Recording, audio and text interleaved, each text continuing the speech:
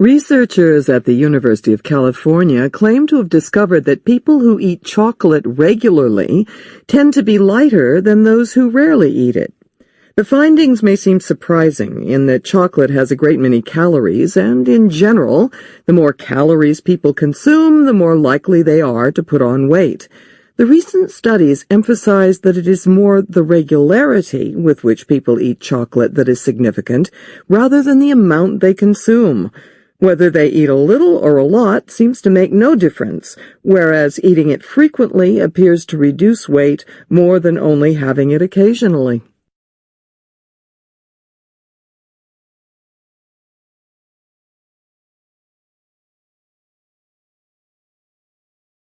English had barely established itself as a language in England when it began moving to other countries to be used there as well. First it headed north to Scotland, and then west to Wales. It then made its way across the sea to Ireland. That was in the Middle Ages. Over the course of the following centuries, it has put down roots all over the world, from the USA to South Africa, from India to New Zealand. Of course, in all these countries, it has developed in special ways to suit the new contexts in which it found itself.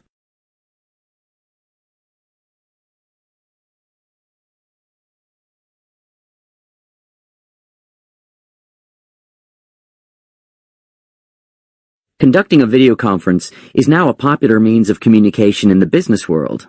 This telecommunications technology allows two or more locations to communicate by simultaneous video and audio transmissions.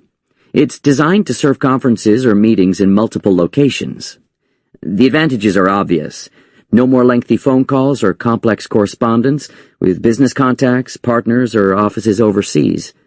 This relatively low-cost, fast, effective communication method has made significant inroads in not just a business context, but also education, medicine, and media.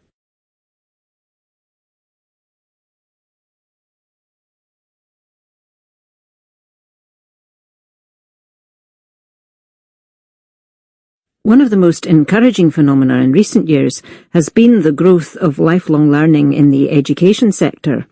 Nowadays, students are embarking on courses at all ages. Higher education is no longer seen as a place for the young. Mature students are appreciated and valued. Recent research has also indicated that older students are enthusiastic learners, able to contribute a number of skills and attributes gained from work, family, and other life experiences.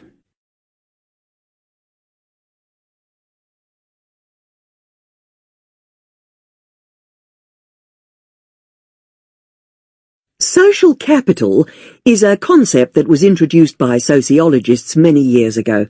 It's actually the networks and resources that people use to deliver social outcomes. For instance, it might be holding a sporting event, running a community fete, being part of a club.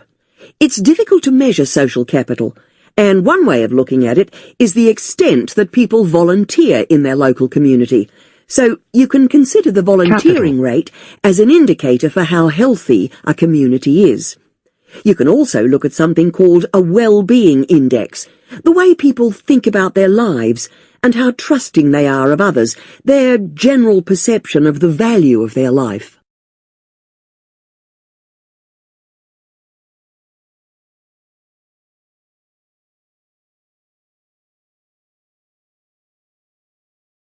Well, there are many factors that can cause one species to divide into two. One of these is when populations get isolated from each other by something like a lake forming or forest being cleared. And there's another idea that as individuals adapt to their environment, this might have a knock-on effect on mate choice, a process called sensory drive speciation. Now, this seems to occur in cichlid fish. They have shown that a female preference for either red or blue striped males only exists in clear water, where they are actually able to see.